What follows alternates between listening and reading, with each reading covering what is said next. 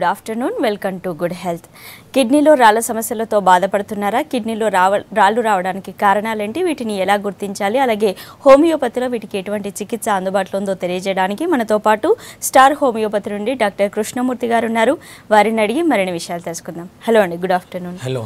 అసలు కిడ్నీలో రాళ్ళు రావడానికి రీజన్స్ ఏంటి? ముఖ్యంగా కిడ్నీలో రాళ్ళు రావడానికి కారణం ఏంటంటే డిహైడ్రేషన్ అండి.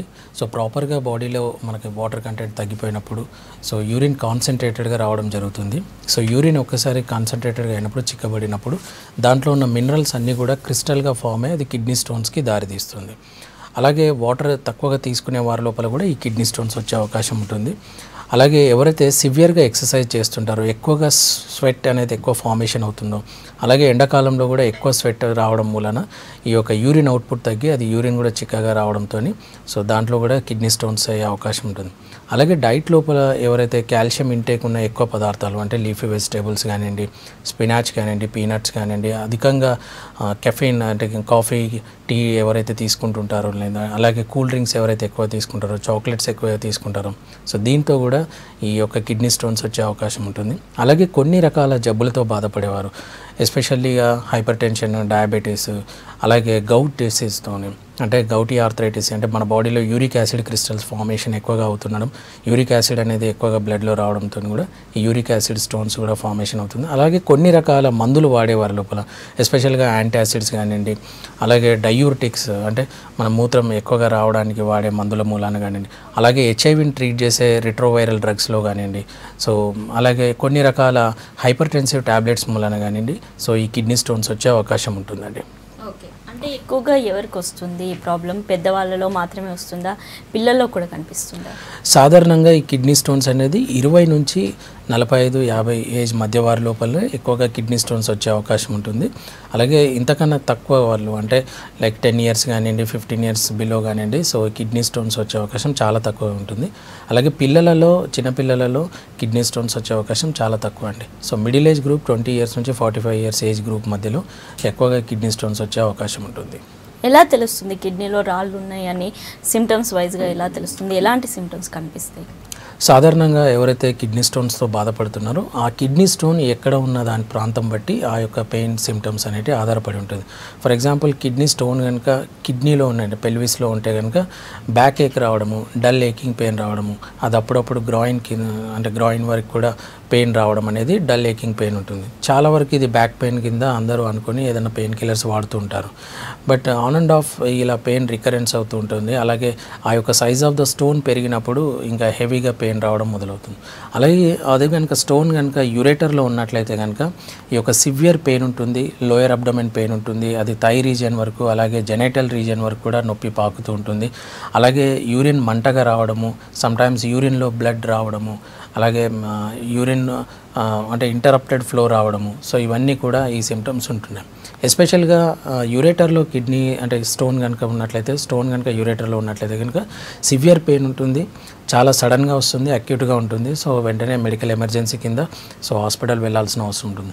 అలాగే బ్లాడర్ క్యాలిక్యులైలో ఉన్నప్పుడు అంటే స్టోన్ కనుక బ్లాడర్లో ఉంటే కనుక సో యూరిన్ మంట అనేది ఎక్కువ ఉంటుంటుంది. అలాగే ఫ్రీక్వెంట్ యూరినేషన్ ఉంటుంది. సో యూరిన్లో స్మెల్ రావడం కానివ్వండి, ఇన్ఫెక్షన్ రావడం కానివ్వండి, సో ఇలాంటివి చూస్తుంటాం. సో సాధారణంగా ఏదైనా పెయిన్ కనుక లాయిన్ రీజియన్లో ఉండి అలాగే అది థై రీజియన్ వరకు రావడము, లోయర్ అబ్డమిన్ వరకు రావడము, అలాగే యూరిన్లో మంట రావడం, ఈ సిమ్టమ్స్ కనుక ఉన్నట్లయితే డెఫినెట్గా కిడ్నీ స్టోన్ ఉన్నట్టుగా మనం పరిగణించి మిగిలిన టెస్ట్లకు కానీ అలాగే డాక్టర్ని సంప్రదించాల్సి ఉంటుంది. ఓకే, అసలు ఎలా డయాగ్నోస్ అవుతుంది అంటే ఎలాంటి ఇన్వెస్టిగేషన్స్ అవసరం? ఎవరైనా కిడ్నీ స్టోన్ ఉన్నది అని వాళ్ళకి డౌట్ వస్తుంటే కనుక డెఫినెట్గా USG abdomen, so USG abdomen అంటే అల్ట్రాసోనోగ్రామ్ ఆఫ్ అబ్డమెన్ తర్వాత చేయిస్తే కనుక డెఫినెట్గా చాలా వరకు స్టోన్స్ దాంట్లో ఎంత సైజ్ ఉంది, అలాగే ఎక్కడ ఉంటుంది, ఇవన్నీ కూడా మనకు తెలుస్తుంటుంది.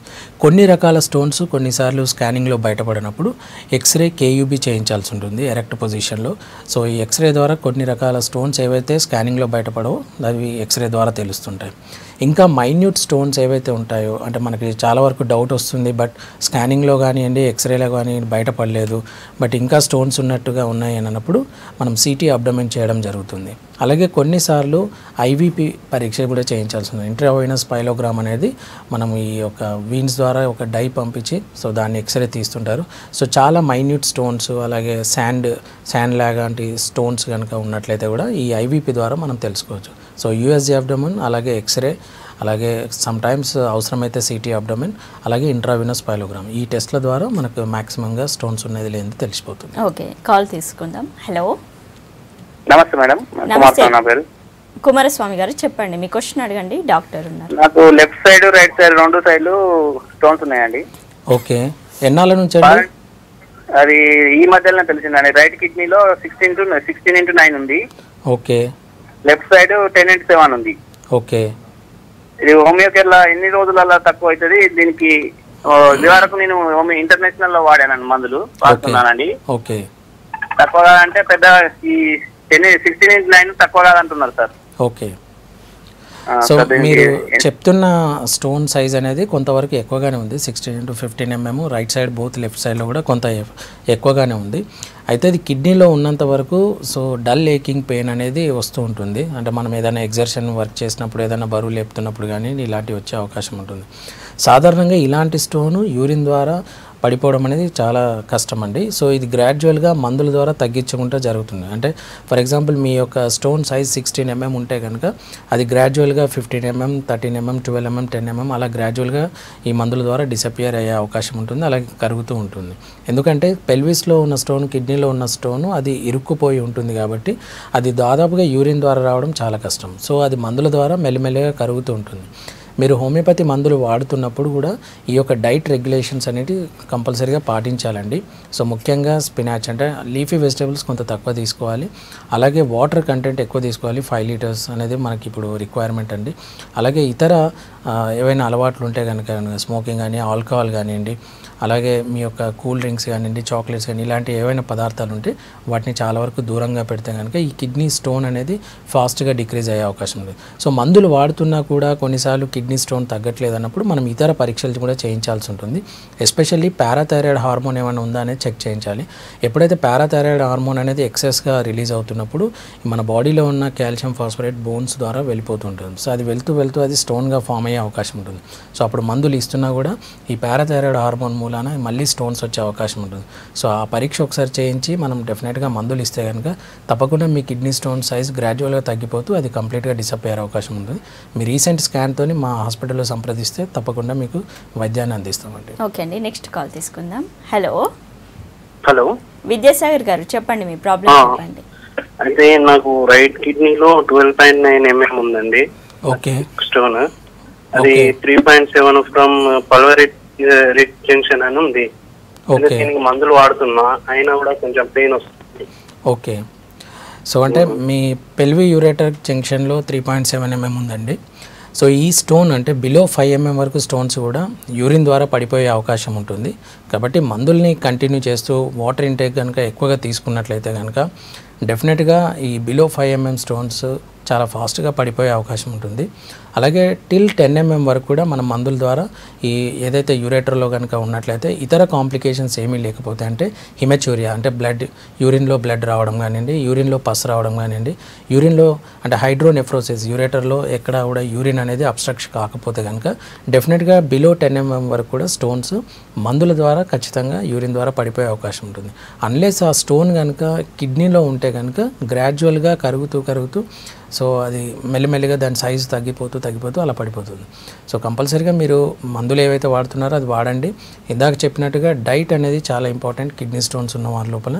సో కొన్ని రకాల పదార్థాలకి దూరంగా ఉన్నట్లయితే, అలాగే వాటర్ ఇంటేక్ ఎక్కువగా తీసుకున్నట్లయితే, అలాగే ఎస్పెషల్లీ సమ్మర్లో స్టెర్నియోస్ ఎక్సర్సైజ్ అంటే మినిమల్ వాకింగ్ కానివ్వండి, మైల్డ్ ఎక్సర్సైజ్ చేయడం మంచిది. కానీ ఎక్కువగా అధిక మోతాదులో ఎక్సర్సైజ్ చేయడం వలన హైపర్గా మనకి స్వెట్టింగ్ వస్తుంటుంది. సో మన యూరిన్ కాన్సన్ట్రేషన్ ఎక్కువగా అవడం మూలన ఈ స్టోన్స్ ఫార్మేషన్ ఎక్కువ అయ్యే ఛాన్సెస్ ఉంటాయి.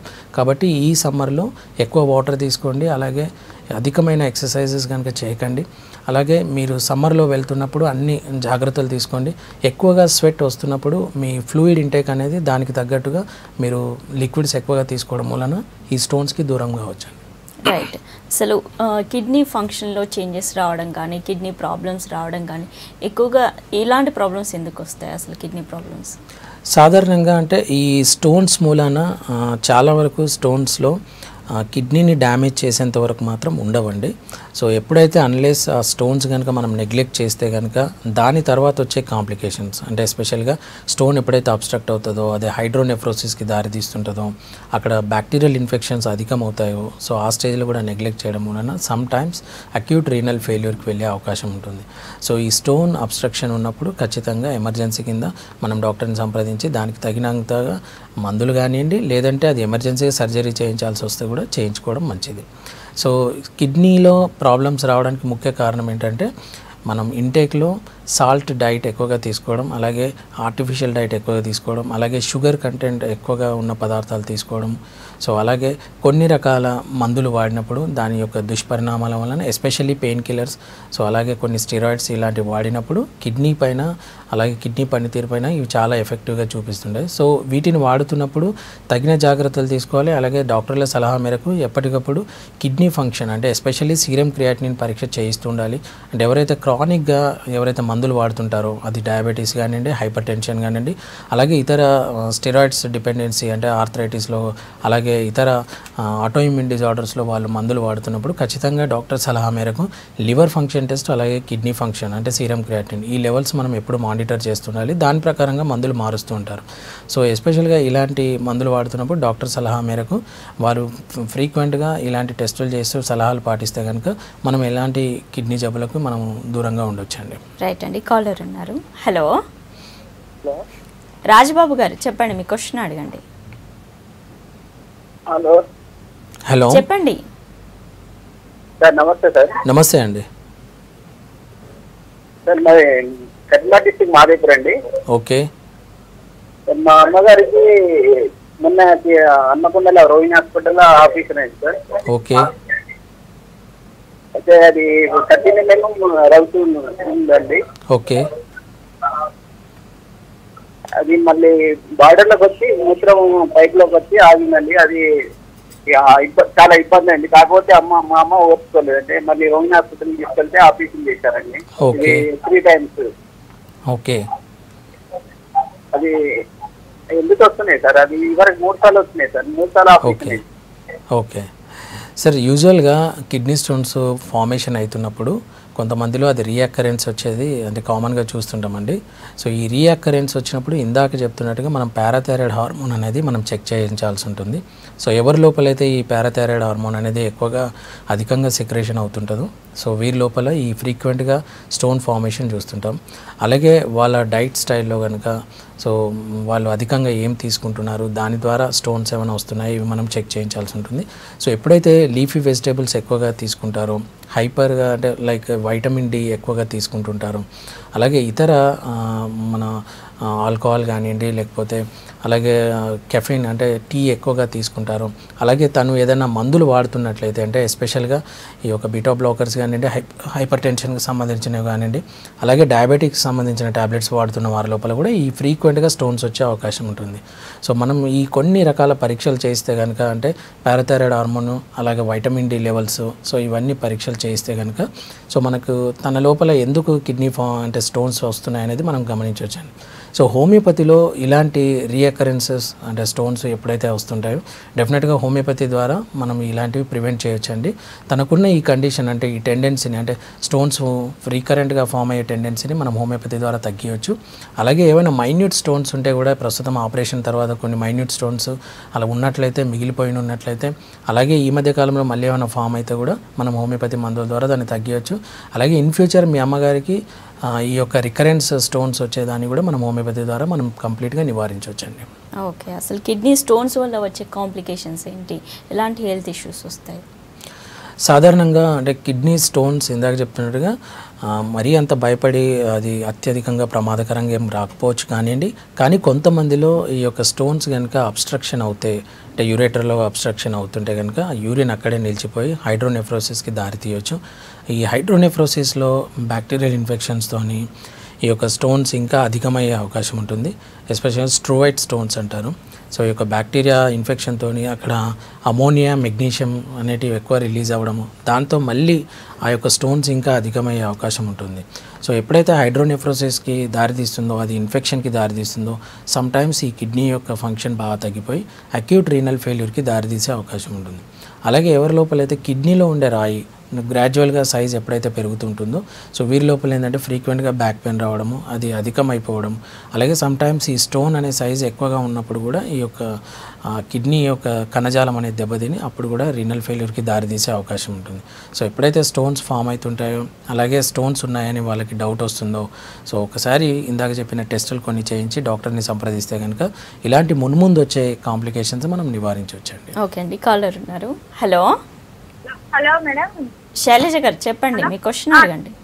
సార్, అది కిడ్నీస్ లో స్టోన్స్ ఉంటే బ్యాక్ పెయిన్ కూడా కిడ్నీస్ బ్యాక్ పెయిన్ కింద పెయిన్ వస్తుందా? యా, డెఫినెట్గా అండి. సో స్టోన్ ఉన్నప్పుడు గ్రాడ్యువల్గా అంటే బ్యాక్ పెయిన్ కంపల్సరీగా ఉంటుంది. సో సమ్టైమ్స్ కిడ్నీ స్టోన్ ఉండడంతో ఏంటంటే ఆ బ్యాక్ పెయిన్ ముందుకి అంటే గ్రాయిన్ రీజియన్కి, అలాగే లోయర్ అబ్డమెన్ రీజియన్కి, సమ్టైమ్స్ థై రీజియన్కి ఈ పెయిన్ అనేది ఎక్స్టెండ్ అవుతుంది. సో ఇలా ఎప్పుడైతే బ్యాక్ పెయిన్ ఇలా ఎక్స్టెన్షన్ లోయర్ అబ్డమెన్ కానీ థై రీజియన్కి ఉంటే కనుక డెఫినెట్గా అది సమ్టైమ్స్ కిడ్నీ స్టోన్గా, అలాగే కిడ్నీ స్టోన్ యొక్క నొప్పి వలన అని మనం గ్రహించాలండి. కేవలం బ్యాక్ పెయిన్ ఉన్నట్లయితే కనుక అది ఓన్లీ బ్యాక్ వరకే రిస్ట్రిక్ట్ అవుతుంది. అలాగే సమ్టైమ్స్ లంబార్ స్పాండిలోసిస్ కానివ్వండి, అలాగే డిస్క్ బల్జెస్ ఉన్నప్పుడు ఆ యొక్క పెయిన్ అనేది మనకు బ్యాక్ ఆఫ్ ద థై నుంచి కాలు వరకు లాగడం ఉంటుంది. సో అది డిస్క్ బల్జ్ వలన వచ్చిన పెయిన్ కానివ్వండి, సియాటికా కింద పరిగణించాలి. కిడ్నీ స్టోన్లో పెయిన్ ఉన్నప్పుడు అది కంప్లీట్గా లోయర్ అబ్డమెన్కి ఎక్స్టెండ్ అవుతుంది, అలాగే థై రీజన్ వరకు ఎక్స్టెండ్ అవుతుంది. అలాగే యూరిన్ అవుట్పుట్ మనం గ్రాడ్యువల్ గమనించాలండి. యూరిన్లో ఏమైనా ఇంటరప్టెడ్ ఫ్లో ఉందా చూసుకోవాలి. యూరిన్లో కనుక మంట ఉండి ఇలాంటి బ్యాక్ పెయిన్ ఉన్నట్లయితే కనుక తప్పకుండా అది కిడ్నీ స్టోన్ కింద పరిగణించి డాక్టర్ సలహాలు తీసుకొని మనము ఫర్దర్గా మూవ్ కావాల్సి ఉంటుంది. రైట్, కరీంనగర్ నుండి కాలర్ ఉన్నారు. హలో హలో, నమస్తే అండి. నమస్తే రవీందర్ గారు, చెప్పండి మీ ప్రాబ్లం చెప్పండి. మాది రైట్ సైడ్ ఆపరేషన్ అయింది 9 నెలల. ఓకే. అయితే ఇప్పుడు మళ్ళీ ఒక 1 month అవుతుంది, పెయిన్ వస్తుంది. ఓకే. మళ్ళీ హాస్పిటల్ వేరే స్కానింగ్ చేసి ఎక్స్రే చేసారు. ఓకే. ఏం లేదన్నారు. ఓకే. అంటే మనం కాలు పోలేసి కూర్చుంటాం చూడండి, అప్పుడు రైట్ సైడ్. ఓకే. అది ప్రాబ్లం ఎందుకు, మరి లోపల ఏమైనా ఇన్ఫెక్షన్ అయిందా, ఏమైందా అనేది వస్తుంది. ఓకే. యూరిన్ ఏమన్నా మంటలా ఏమైనా వస్తుందండి? లేదు సార్, ఏ పెయిన్ లేదు, కాకపోతే కూర్చుంటే మాత్రమే పెయిన్ వస్తుంది. ఓకే. లేదు లేదు, ఏది లేదు. ఇప్పుడు మళ్ళీ స్కాన్ చేస్తే దాంట్లో స్టోన్స్ ఏవి లేవన్నారండి? ఏనండి, మనం స్కానింగ్ చేశారు. ఓకే. ఎక్స్రే తీశారు, ఏం లేవని చెప్పారు. ఓకే. కానీ కూర్చుంటే మనం లంచ్ టైంలో లెగ్స్ ఫోల్డ్ చేసి కూర్చుంటాం కానీ ఓకే, అప్పుడు పెయిన్ వస్తుంది రైట్ సైడ్. Okay sir. అంటే మీరు చెప్తున్న దాని ప్రకారంగా ఏంటంటే స్టోన్ ఆపరేషన్ అయిన తర్వాత మళ్ళీ 1 month తర్వాత అన్నీ ఎక్స్రే అలాగే స్కానింగ్ చేస్తే నార్మల్గా ఉంది, బట్ పెయిన్ కంటిన్యూ అవుతుంది అన్నారు. సో మేబీ అది అంటే స్టోన్ వలన వచ్చే నొప్పి కాకపోవచ్చు అండి. సో మీరు అంటే ఆపరేషన్ టైంలో కొంతవరకు బెడ్ రెస్ట్ ఉండడం వలన, కొంత ఎక్సర్సైజ్ లేకపోవడం మూలన ఆ యొక్క లోకలైజ్డ్ మజిల్ పెయిన్ అయ్యి ఉండొచ్చు. అలా కూర్చొని లేచేటప్పుడు వస్తుందంటే మజిల్ క్రాంప్ అయ్యి ఉండొచ్చు. అలాగే రెండవది ఏంటంటే లంబార్ స్పాండిలోసిస్ ఉన్నప్పుడు, అంటే ఈ వెన్ను నొప్పి, వెన్నుకు సంబంధించి అరుగుదల ఉన్నప్పుడు కానివ్వండి, అలాగే అక్కడ ఉన్న లోకలైజ్డ్ లిగమెంట్స్ అలా ప్రెషర్ అవుతున్నప్పుడు కానివ్వండి, అలాగే సమ్టైమ్స్ మైల్డ్ డిస్క్ బల్జ్ ఉన్నప్పుడు కూడా ఈ యొక్క లోకలైజ్డ్గా బ్యాక్ పెయిన్ అనేది మొదలవుతుంటుంది. సో మీరు దీనికి ఏంటంటే ఎక్స్రే లంబోసాక్రల్ స్పైన్ చేయించండి. సో ఈ లంబోసాక్రల్ స్పైన్ ద్వారా మనకి అక్కడ ఉన్న వర్టిబ్రేస్ ఏమైనా అరుగుతున్నాయో లేదో తెలుస్తుంది, అలాగే డిస్క్ ఏమైనా ప్రొట్రూజన్ ఉందా అనేది తెలుస్తుంది. సో డెఫినెట్గా ఇప్పుడు మళ్ళీ మీరు కిడ్నీ స్టోన్ ఉందని భయపడకండి. మ్యాక్సిమంగా మీ టెస్ట్లో అది నార్మల్ వచ్చింది కాబట్టి నో ప్రాబ్లం అండి.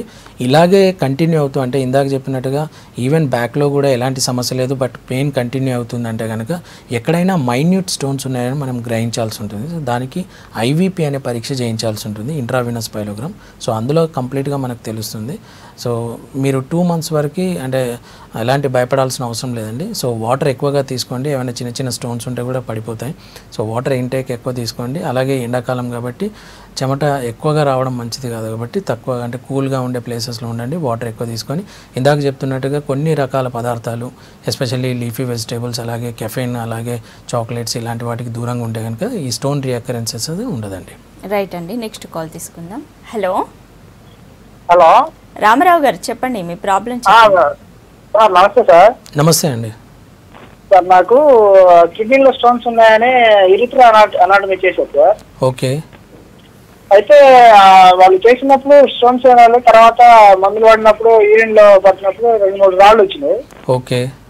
5-6 కాకపోతే ఇప్పుడు నాకు ప్రాబ్లం ఏంటి సార్, మెయిన్ బాగా మంట వస్తుంది, లోపల నుంచి పర్స్ లాగా వస్తుంది సార్. ఓకే. దీనికి మందులు వాడినా యాంటీబయాటిక్ వాడినా తగ్గట్లేదు సార్. యూరిన్ కల్చర్ రిపోర్ట్ పంపిస్తే వాళ్ళు ఏదో మందులు రాశారు, అంత డోస్ వాడకూడదు అని చెప్పారు సార్. టాబ్లెట్లు ఇచ్చారు. ఓకే సార్ మంట విపరీతంగా వస్తుంది, పెయిన్ వస్తుంది సార్, తగ్గట్లేదు సార్. నాకు 6 నెలల నుంచి సమస్య సార్. ఓకే సార్, మీరు చెప్తున్న దాన్ని బట్టి మీకు యూఆర్ఎస్ఎల్ఏ ఆపరేషన్ అయిందండి. యూఆర్ఎస్ఎల్ అంటే యూరెథ్రోస్కోపిక్ లిథోట్రిప్సీ అంటారు. సో యూఆర్ఎస్ఎల్ఏ ఆపరేషన్ తర్వాత స్టంట్ వేయడం జరుగుతుంది. సో ఈ స్టంట్ అనేది ఒక 20-25 days ఉంచి తర్వాత తీసేయడం జరుగుతుంది. సో ఇక్కడ యూఆర్ఎస్ఎల్ చేసినప్పుడు ఏమైనా యూరెథ్రల్ రప్చర్స్ కానీ అలా ఉన్నప్పుడు, అలాగే పోస్ట్ ఆపరేటివ్ కేర్ కనుక సరిగా లేకపోతే అంటే ఆఫ్టర్ ఆపరేషన్ తర్వాత హాస్పిటల్లో కానివ్వండి, అలాగే మీరు ఇంటికి వచ్చిన తర్వాత కానీ కొన్ని పోస్ట్ ఆపరేటివ్గా మీరు పాటించాల్సిన హైజీన్ కనుక పాటించకపోతే ఈ యొక్క ఇన్ఫెక్షన్ వచ్చే అవకాశం ఉంటుందండి. ప్రస్తుతం మీరు ఏదైతే బాధపడుతుందో అది యూటీఐ అండి. మీరు చెప్తున్న సిమ్టమ్ బట్టి యూరినరీ ట్రాక్ట్ ఇన్ఫెక్షన్ అండి. సో డెఫినెట్గా యూరినరీ ట్రాక్ట్ ఇన్ఫెక్షన్లో సో కొన్ని రకాల జాగ్రత్తలు తీసుకుంటూ అలాగే వాటర్ ఎక్కువగా తీసుకుంటున్నట్లయితే కనుక పోతుంది. అలాగే మీరు యాంటీబయాటిక్స్ కూడా వాడినా కూడా తగ్గట్లేదు అంటున్నారు కాబట్టి డెఫినెట్గా మనం హోమియోపతి ద్వారా ఈ యూటీఎస్కి చక్కని పరిష్కారం ఇవ్వచ్చండి. కేవలం 10 నుంచి 15 రోజులు కనుక మీరు హోమియోపతి వాడితే కనుక డెఫినెట్గా మీరు ఈ సిమ్టమ్స్ నుంచి రిలీఫ్ అయ్యే అవకాశం ఉంటుంది. అలాగే ఎలాంటి మొండి యూటీఐస్ అయినా కూడా ఈ యొక్క హోమియోపతి మందుల ద్వారా మనం తగ్గించవచ్చండి. సో డెఫినెట్గా మా కరీంనగర్లో మన వరంగల్లో బ్రాంచ్ ఉందండి. సో మీరు అక్కడ కలిస్తే కనుక మా డాక్టర్స్ మీకు అన్నీ ఎక్స్ప్లెయిన్ చేసి మీకు మందులు ఇవ్వడం జరుగుతుందండి. ఓకే అండి, కరీంనగర్ నుండి కాలర్ ఉన్నారు. హలో అనిల్ గారు చెప్పండి, మీ క్వశ్చన్ అడగండి. హలో మాకు స్టోన్స్ ప్రాబ్లం వచ్చిందండి. ఓకే. అయితే మాకు రైట్ సైడ్ నొప్పి లేచిందండి. ఓకే. అయితే స్కానింగ్ తీపిస్తే 7.1 mm ఉందండి ఒకటి. ఓకే. స్టోన్ యూరేటర్లో ఉందా అండి, కిడ్నీలో ఉందా అండి? కిడ్నీ యూరిన్లో ఉందండి. ఓకే. సో ఇప్పుడు ఏమన్నా యూరిన్లో మంట కానివ్వండి, నొప్పి కానీ ఏమైనా ఉందా అండి? ఉందండి. ఓకే. సో 7.1 mm అనేది యూరేటర్లో ఉన్నప్పుడు డెఫినెట్గా ఒక 40 to 50% మనం వాటర్ ఇంటేక్ కనుక ఎక్కువ తీసుకున్నట్లయితే కనుక చాలా వరకు ఈ యొక్క స్టోన్ యూరిన్ ద్వారా వెళ్ళిపోయే అవకాశం ఉంటుందండి. సో మీరు ఎక్కువగా వాటర్ ఎక్కువగా తీసుకోండి. అలాగే దీంతోపాటు హోమియోపతి మందులు కనుక మీరు వాడినట్లయితే ఒక 1 to 1.5 months కనుక వాడినట్లయితే సో డెఫినెట్గా యూరేటర్లో ఉన్న స్టోన్ పడిపోయే అవకాశం ఉంటుంది. సో ఎప్పుడైతే ఆ స్టోన్ అబ్స్ట్రక్షన్ అవుతున్నప్పుడు, నొప్పి తీవ్రం అవుతున్నప్పుడు, అలాగే యూరిన్లో బ్లడ్ వస్తే కనుక, లేదంటే యూరిన్ అస్సలు రాకుండా ఆగిపోతే కనుక ఇది మెడికల్ ఎమర్జెన్సీ కింద పరిగణించాలి. సో వెంటనే మీ దగ్గరలో ఉన్న హాస్పిటల్లో సంప్రదించేసి దానికి తగినంత వైద్యాన్ని తీసుకోవాల్సి ఉంటుంది. సో ఎప్పటివరకు అయితే యూరిన్ అవుట్పుట్ నార్మల్గా ఉండి ఎలాంటి కనుక బ్లడ్ రాకుండా పెయిన్ రాకుండా ఉన్నంతకాలం భయపడాల్సిన అవసరం లేదు. సో నేను ఇందాక చెప్పినట్టుగా డైట్ లోపల కొన్ని మార్పులు చేసి వాటర్ ఇంటేక్ కనుక తీసుకుంటే కనుక ఈ యొక్క 7.1 mm స్టోన్ కూడా పడిపోయే అవకాశం ఉందండి. రైట్. అసలు కిడ్నీలో స్టోన్స్ వస్తే ఒక్కసారి వస్తే మళ్ళీ వస్తే పూర్తిగా అవి కంప్లీట్గా తొలగిపోవు అని అంటుంటారు. సో హోమియోపతిలో ఎటువంటిగా ట్రీట్మెంట్ ఉంటుందా, అంటే పర్మనెంట్గా తగ్గుతుందా homeopathy treatment? So kidney stones ఒకసారి ఫార్మేషన్ అవుతున్నప్పుడు, సో రికరెన్స్ ఫార్మేషన్ అవుతుంటప్పుడు, సో చాలా వరకు స్టోన్స్ రాగానే మందులు వాడడం అలాగే ఆపరేషన్ ద్వారా దాన్ని తీసేయడం జరుగుతుంది. కానీ దాన్ని అండర్లైన్ కాజ్ ఏంటనేది వాళ్ళు చాలా వరకు గుర్తించారండి. సో మనం హోమియోపతిలో కంప్లీట్ కేస్ స్టడీ చేయడం జరుగుతుంది. వాళ్ళ హ్యాబిట్స్ ఏమున్నాయి, వాళ్ళ డైట్ ఎలా ఉంది, ఇవన్నీ గ్రహించడం జరుగుతుంది. అలాగే ఇందాక చెప్తున్నట్టుగా స్టోన్ ఫార్మేషన్ అవుతున్నప్పుడు మెడికల్గా ఈ యొక్క పారాథైరాయిడ్ హార్మోన్స్ లెవెల్స్ ఎలా ఉన్నాయి, వైటమిన్ డి లెవెల్స్ ఎలా ఉన్నాయి, కాల్షియం లెవెల్స్ ఎలా ఉన్నాయి, సో ఇవన్నీ కూడా అసెస్మెంట్ చేసుకొని మనం హోమియోపతి ద్వారా మందులు ఇవ్వడం జరుగుతుంది. లేటెస్ట్గా స్టార్ హోమియోపతిలో జీసీఎస్ థెరపీ అనేది అవైలబుల్ ఉంది, జెనెటిక్ కాన్స్టిట్యూషనల్ సిమిలిమమ్ థెరపీ. సో ఈ థెరపీ ద్వారా కనుక మందులు ఇచ్చినట్లయితే తప్పకుండా వాళ్ళకున్న స్టోన్స్ కరిగిపోతాయి. అలాగే ఏవైతే యూరేటర్లో ఉంటాయో అవి పడిపోయే అవకాశం ఉంటుంది. అలాగే మేము ఇంతవరకు అంటే స్టడీ చేసి మందులు ఇవ్వడంతో జీసీఎస్ థెరపీ ఇవ్వడం జరుగుతుంది. సో మ్యాక్సిమంగా మళ్ళీ రీఅకరెన్సెస్ అనేటివి తక్కువ శాతంలో చూస్తుంటాము. సో వాళ్ళకి డైట్ ఎక్స్ప్లెయిన్ చేస్తూ మేము మందులు ఇస్తుంటాం కాబట్టి సో రికరెన్స్ అనేటివి తక్కువగా ఉంటాయి. So homeopathy is the safest medicine అండి. అలాగే చాలా వరకు కూడా మనం సర్జరీస్ని అవాయిడ్ చేసిన సందర్భాలు ఎన్నో ఉన్నాయి. సో కిడ్నీలో స్టోన్స్కి మనకు ఎఫెక్టివ్ ట్రీట్మెంట్ అనేది హోమియోపతిలో అవైలబుల్ ఉంది. ఎస్పెషల్లీ స్టార్ హోమియోపతిలో జీసీఎస్ థెరపీ అవైలబుల్ ఉంది. సో డెఫినెట్గా అందరూ ఈ యొక్క థెరపీని యూటిలైజ్ చేసుకోవాల్సింది కోరుతున్నాను. రైట్. అసలు ఏం డైట్ అవాయిడ్ చేయాలి వీళ్ళు? జనరల్గా టమాటా, పాలకూర లాంటివి తింటే స్టోన్స్ వచ్చే ఛాన్సెస్ ఉన్నాయి అని అంటుంటారు. సో ఇది ఎంతవరకు కరెక్ట్? సో చాలా వరకు మనకి స్టోన్స్లో కాల్షియం ఆక్సలేట్స్ అనేటివి 80% స్టోన్ ఫార్మేషన్ అవే అవుతుంటాయి. అంటే మనం స్టోన్స్ని కనుక చూస్తుంటే కనుక ఎక్కువ శాతం కాల్షియం ఆక్సలేట్ స్టోన్స్ ఉంటాయి. ఒక 20% వరకు యూరిక్ యాసిడ్, అలాగే మిగిలిన 5% మాత్రం స్ట్రూవైట్ స్టోన్స్ అంటే అమోనియం, మెగ్నీషియం. సో ఎక్కువ శాతం కాల్షియం ఆక్సలేట్ స్టోన్సే ఫామ్ అవుతున్నాయి కాబట్టి ఇవి అధికంగా ఉన్న పదార్థాలని ఎవరి లోపలైతే స్టోన్స్ వస్తుంటాయో వారికి అవాయిడ్ చేయమని చెప్తుంటాము. అది స్పినాచ్ అండి, పాలకూర కానివ్వండి, అలాగే టమాటోస్ కానివ్వండి, అలాగే క్యాబేజ్ కానివ్వండి, అలాగే చాక్లెట్స్ కానివ్వండి, సో అలాగే కొన్ని పీనట్స్. సో వీటి లోపల కాల్షియం ఆక్సలేట్స్ ఎక్కువగా ఉంటాయి కాబట్టి వీటిని కొంతవరకు అవాయిడ్ చేయమని చెప్తుంటాం. ఇవి మొత్తానికి తీసుకోకూడదని కాదండి. సో వీటిని తక్కువగా తీసుకుంటే మంచిది. సో ఎవరైతే స్టోన్ ఫార్మేషన్ కాదో వాళ్ళు చక్కగా అన్నీ తీసుకోవచ్చు. సో ఇవి తీసుకుంటూ జనరల్గా వాటర్ ఇంటేక్ కనుక ఎక్కువగా ఉన్నట్లయితే కూడా ఇలాంటి సమస్యలు రావండి. రైట్ అండి. కిడ్నీ స్టోన్స్కి హోమియోపతిలో పర్మనెంట్ ట్రీట్మెంట్ ఉంది, అలాగే డైట్ని కూడా ఫాలో అవ్వమని చెప్తూ ఉంటాం పేషెంట్స్కి అని చెప్తున్నారు. Thank you so much. ఇది ఇవాల్టి good health. Keep watching V6 news.